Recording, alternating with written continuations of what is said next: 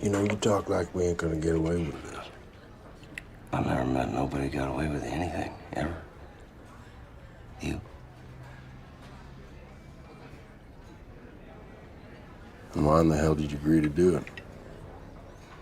Because you asked, little brother. Taylor Sheridan is a one-of-a-kind filmmaker. Born into a small town at the heart of Texas, he spent his childhood living at a ranch owned by his parents. A childhood that seems to have greatly inspired his work in the years to come. Sheridan is primarily known as the writer of the Frontier trilogy, a nickname given to his first 3 films that seem to encompass a common theme of living on the outer edges of society. He is also the creator, writer, and primary director for Yellowstone, a show that is sold to Paramount and that cost the studio a staggering $150 million to make for its first season alone, a seemingly insane risk considering that they were betting on a man who was still relatively unproven as a writer. So why would they do it? It wasn't just because of positive response to his previous work, but because Sheridan is something of an auteur. More specifically, an auteur is something commonly referred to as the neo-Western, a term used to describe the old Western in its more contemporary form.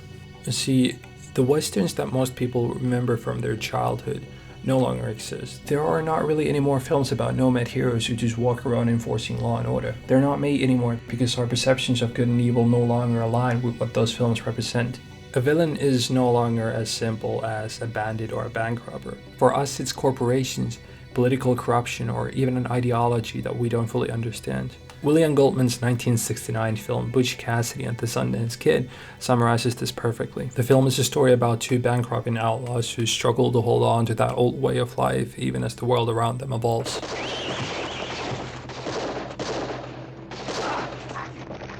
By the late 1970s, science fiction was starting to take over, and it became apparent that the golden age of the Western was now behind.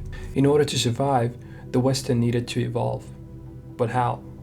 It wasn't enough to just replace horses and trains with cars and snowmobiles. The entire genre had to be thoroughly reinvented for the modern audience. The first film to successfully pull this off is probably No Country for Old Men, a film that then set an example for the rest to follow. Now, this is where Sheridan steps in. Although he didn't invent the genre, he has played a significant role in defining what it looks like today. When asked during an interview on how he comes up with his stories, Sheridan had this to say. Well, I mean, I think a story chooses you.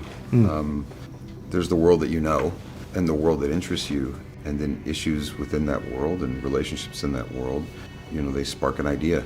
What this is essentially saying is that Sheridan doesn't just make his stories up, he lets them emerge from the world around him. See, the trick to reinventing the Western was never to just upgrade the setting. It was to realize that the people aren't afraid of gunslingers anymore. Their time is over.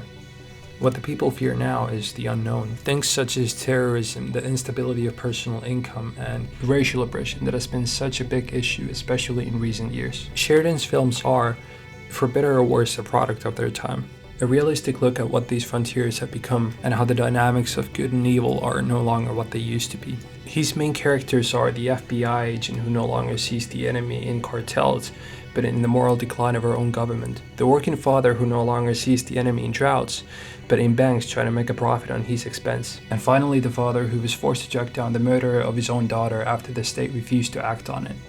The reason why Sheridan's films work is that, in essence, they're stories about real people and real conditions that affect all of us. It's important to understand that film is a contemporary medium. In order to stay relevant, it has to evolve with the world around it. And in order to evolve, it needs people who are willing to push the boundaries of modern storytelling, to venture where no one else has before, and bring us the stories that touch us the most today. These people are the modern outlaws, and I sincerely believe Taylor Sheridan to be one of them.